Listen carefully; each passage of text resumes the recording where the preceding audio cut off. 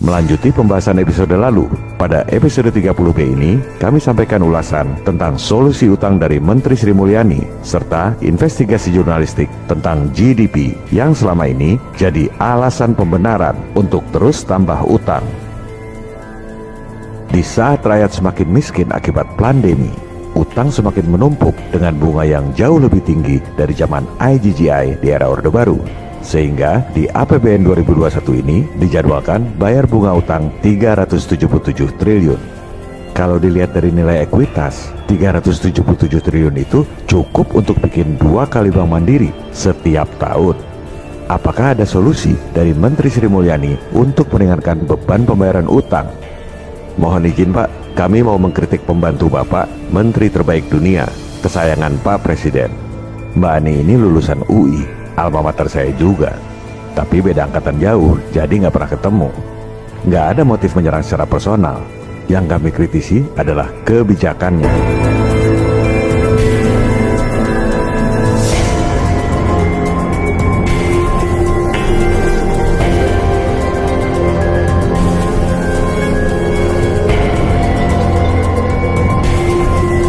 Mbak Ani ini dulu aktivis, kita semua bangga. Tapi setelah masuk dalam lingkungan elit keuangan global, kok jadi hobi ngutang? Bukan cuma negara yang disuruh ngutang, rakyat pun disuruh ngutang oleh Bu Menkeu.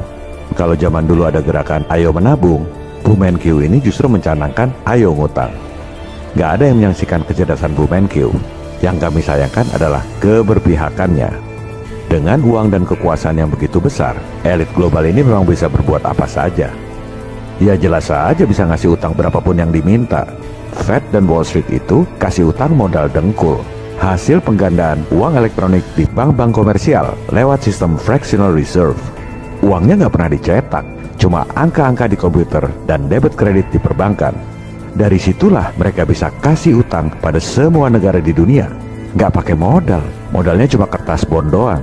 Itulah hebatnya elit global. You know, when they talk about the elite. The elite. Do you ever see the elite? They're not elite. You're the elite. You are the elite. Sekarang, mari kita lihat apa solusi Menkeu untuk menyelesaikan utang. Kita dengar dulu apa yang dikatakan oleh Bu Menkeu untuk kemudian kita analisis bersama. Dan setiap kali ada utang jatuh tempo kita selalu bisa bayar melalui apa yang disebut revolving.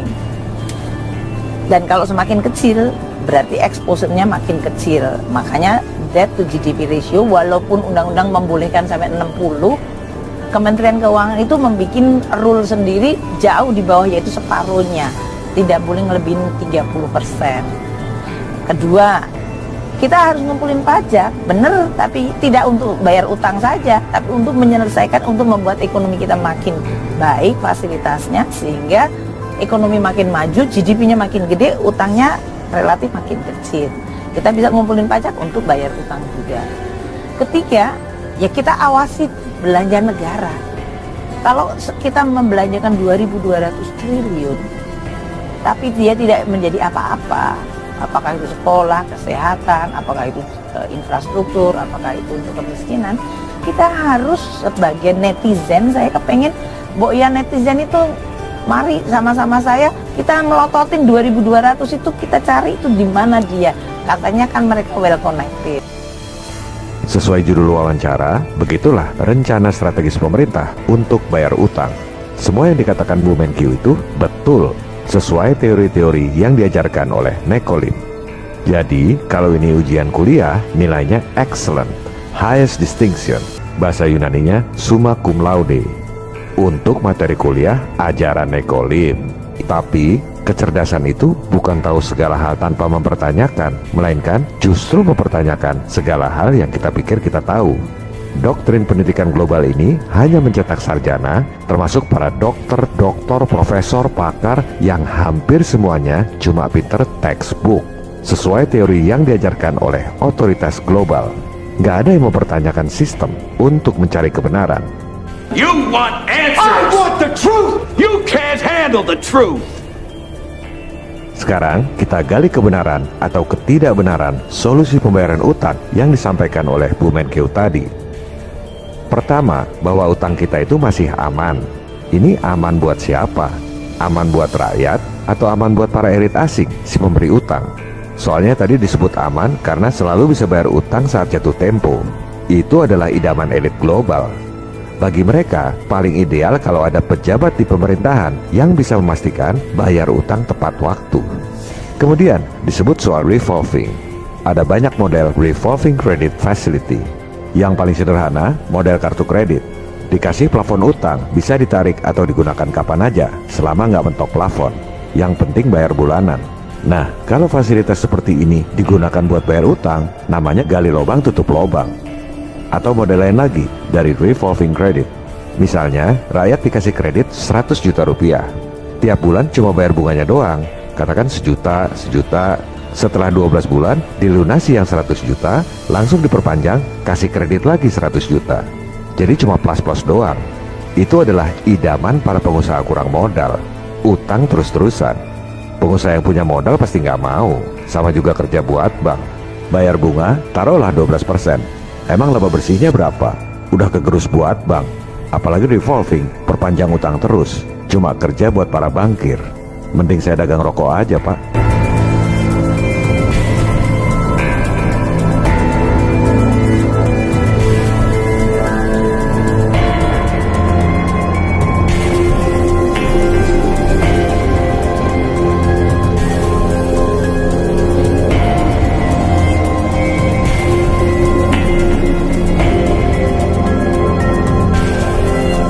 Kenapa elit global kasih fasilitas revolving?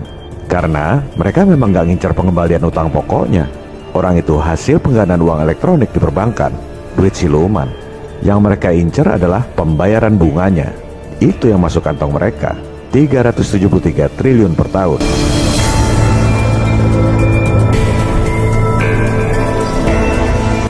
Kemudian, aman karena rasio GDP atau PDB. Nah, ini sesuai dengan judul episode kita. Itulah alasan yang diajarkan oleh Nekolin lewat teori-teori di sekolah. Katanya kalau ngomong harus pakai data. Oke, sekarang kita, rakyat jelata, tukang beca dan tukang sayur, kasih bukti data yang tak terbantahkan bahwa rasio GDP adalah alasan palsu supaya kita utang terus. Kita lihat data publik. GDP per kapita Indonesia $4.135. Artinya apa? Kita kurskan dulu, asumsi 14.200 sama dengan 58,7 juta rupiah per tahun.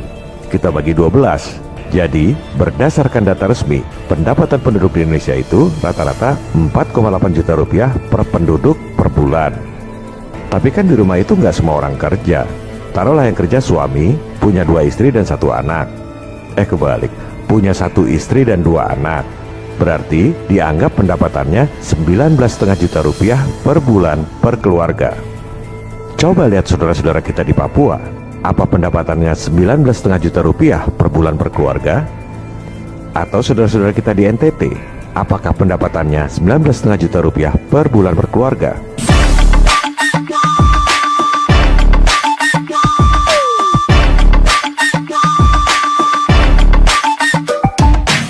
Karena dalam GDP itu, pendapatan perusahaan-perusahaan asing dianggap sebagai pendapatan domestik. Jadi kelihatannya bagus, padahal yang nikmati bukan orang Indonesia. Inilah akal-akalan Nekolin. Contohnya ya perusahaan-perusahaan asing seperti Freeport itu. Tahun 1967, alasannya untuk meningkatkan GDP. Memang benar GDP naik, tapi itu indikator palsu, karena yang nikmati ya dia-dia lagi. GDP seolah-olah tinggi, padahal rakyatnya tetap miskin. Apakah bangsa kita bodoh? Apakah kita tidak mempunyai elit yang bisa berpikir? Ataukah bagaimana sebetulnya? Bahwa Indonesia itu memang direkayasa, memang diengineer oleh kekuatan asing untuk menjadi terpuruk, untuk menjadi bangkrut. Sejak tahun 1967, bulan November 1967 diadakan konferensi di Jenewa, diprakarsai dan dibiayai oleh Time Life Corporation. Di sana delegasi Indonesia dipimpin oleh Pak Sultan Hamengkubuwono ke-9 dan Pak Adam Malik. Mereka adalah pimpinan yang tertinggi untuk kalau tidak mereka tidak mau bicara. Tetapi di bawahnya itu kan tim ekonomi, karena yang dibicarakan ekonomi itu lengkap sekali. Iya. Wijoyo, Didi Sastro, Muhammad Sabti, Subroto, Emerson, semuanya lengkap dan sudah menteri semua. Tetapi counterpartnya tidak ada menterinya. Counterpartnya itu Bank Dunia, IMF, Bank Pembangunan Asia, dan pengusaha-pengusaha besar raksasa di bawah pimpinan David Rockefeller.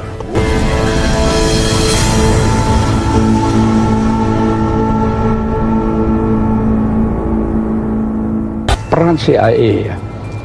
CIA mempunyai salah satu pemimpin wanita yang namanya, atau eksekutif wanita yang namanya Claudia Martin. Claudia Martin memberi perintah kepada John Perkins, seorang pegawai dari perusahaan swasta di Portland, yang namanya perusahaan itu Main, MIN. Tapi itu cuma kedok. Dia adalah agen CIA yang diperintah oleh Claudia Martin untuk pergi ke Indonesia dan menciptakan proyek sangat besar dengan pembiayaan dengan utang. Berikan justification atau pembenaran bahwa proyek itu sangat penting. Kalkulasikan untung yang sebesar-besarnya, bangkrutkan Indonesia setelah semua utang kembali kepada perusahaan-perusahaan Main, Bechtel, Halliburton, Stone and Webster, dan Brown and Root. Katakan bahwa proyek ini akan meningkatkan PDB tanpa peduli siapa yang menikmati. Katakan juga bahwa PDB bisa naik oleh satu proyek saja yang besar. Oleh karena definisinya memang demikian. Berikutnya, solusi dari Bu Menkeu adalah pajak. Ini yang dari awal kita bicarakan. Rakyat disuruh kerja keras, dipajaki tinggi buat bayar utang pada para bankir asing yang kaya raya. Padahal sebenarnya tanpa utang pun kita mampu biaya pembangunan. Kita jangan ngomong rasio-rasio GDP palsu itu. Kita lihat aja angka nominalnya. APBN 2021 bayar bunga utang 373 triliun rupiah per tahun. Siapa yang mau bayar? 373 triliun itu cukup untuk ekuitas bikin 2 kali bank mandiri setiap tahun. Dibakar tiap tahun. 373 triliun itu cukup untuk membiayai APBD DKI Jakarta selama 4 tahun. Dibakar tiap tahun. Kalau ada pemuja utang yang bilang bahwa ngutang itu wajar, jangan ngomong doang. Coba bayar 1/100.000-nya aja, 373 juta tiap tahun. Mau? Saya sih nggak mau, makanya protes. Atau para pemuja utang itu bayar 1/10 jutanya deh, 37,3 juta rupiah tiap tahun. Mau nggak? Saya sih nggak mau, karena memang sebenarnya kita nggak perlu utang. Kita mampu biayai sendiri pembangunan. Kita akan bahas di episode 31 mendatang. Solusi ketiga dari Bu Menkeu, rakyat suruh pelototi penggunaan APBN. Loh, itu bukan tugas rakyat. Masa pejabat yang pada korupsi anggaran, rakyat yang disuruh pelototin? Rakyat sudah lapar, Bu. Kerja susah, cari duit susah, bernapas pun dibikin susah, disuruh pakai masker. Masa masih disuruh pelototin anggaran? Ngono ya ngono, ningojo ngono. Kami berharap orang-orang secerdas Bu Sri Mulyani bisa memberi solusi konkret yang pro rakyat, bukan pro utang pada elit keuangan global. Dari ketiga hal tersebut, jelas sekali kelihatan bahwa Bu Menteri nggak punya solusi. Kami akan sampaikan solusi pembayaran utang 6.000 triliun dalam sehari pada episode 31 mendatang. Ada sebagian pemirsa yang nanya, apakah solusinya menggunakan MMT atau SWF? Sebagian pemirsa malah lebih tendensius. Oh, itu sejalan dengan MMT dan SWF. Nyetak duit sendiri dengan menjaminkan sumber daya alam.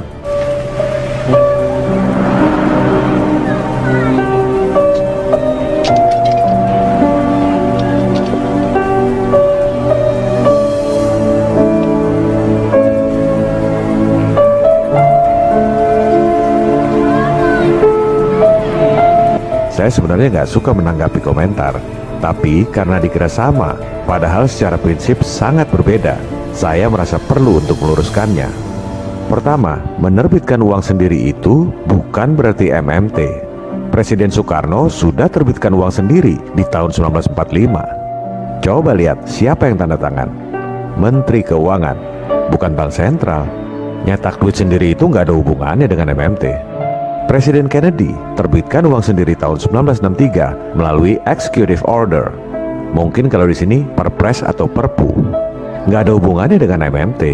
Nggak perlu gembar-gembor teori baru, praktek itu justru diam-diam. Uang dolar yang diterbitkan oleh bank sentral swasta Fed, capnya warna hijau. Tulisannya Federal Reserve Note. Uang dolar yang diterbitkan oleh Kennedy tahun 1963 itu capnya warna merah. Tulisannya United States Note. Nanti dibilang Bung Karno dan JFK ikut-ikut MMT. Maaf ya, itu komentar yang kurang cerdas karena kurang wawasan. Kedua, SWF itu sudah dijalankan oleh Presiden Jokowi. Malah sudah ditunjuk CEO-nya, Dirut Bank Permata. SWF atau Sovereign Wealth Funds adalah investasi milik pemerintah pada produk-produk keuangan yang dibuat oleh elit global. Itu definisi yang benar. SWF nggak ada hubungannya dengan menjaminkan sumber daya alam. Coba pemirsa nanya ke Pak Wirakusuma, CEO SWF Indonesia. Pak, SWF itu menjaminkan sumber daya alam buat nyetak duit ya? Pasti Anda diketawain. Sekolah di mana, Dek? Pasti bukan pemain di dunia perbankan dan keuangan. Saya nggak menentang kalau ada yang mau bikin teori baru. Silakan aja. Tapi kalau bikin teori sendiri, jangan gunakan definisi baku yang artinya sama sekali beda. Kasihan nanti rakyat jadi bingung. Populer di kalangan awam yang nggak ngerti moneter, tapi begitu diskusi dengan para pemain di dunia perbankan dan keuangan, jadi bahan tertawaan karena definisinya beda sama sekali. Ketiga, Wall Street kasih utang pada Indonesia itu modal dengkul, duit siluman. Masa dibayar dengan menjaminkan harta warisan anak cucu? Itu karena nggak ngerti bahwa Wall Street bisa kasih utang 6.000 triliun tanpa jaminan apa-apa. Karena nggak ngerti, lantas kasih usulan jaminkan sumber daya alam buat bayar utang siluman. Menurut saya sih nggak masuk akal, tapi terserah. Jika menurut Anda masuk akal ya silakan aja. Kalau gitu, episode mendatang kita pecah saja. Episode 31 tentang utang siluman Wall Street. Supaya pemirsa, para wakil rakyat yang duduk di DPR dan DPRD paham betul permainan yang sesungguhnya. Kalau sudah paham permainan yang sebenarnya, baru kita bicara solusi yang efektif. Pada episode 31 nanti, kita akan sama-sama melihat perlu MMT atau tidak, perlu SWF atau tidak, perlu jaminkan sumber daya alam apa tidak. Baru kemudian di episode 32, kita membahas tentang solusi bayar utang 6.000 triliun dalam sehari. Bukan dengan teori-teori akademis seperti MMT dan lain-lain, melainkan lewat praktek yang hanya diketahui oleh para pemain di lapangan. Viva Republik Indonesia, salam people power.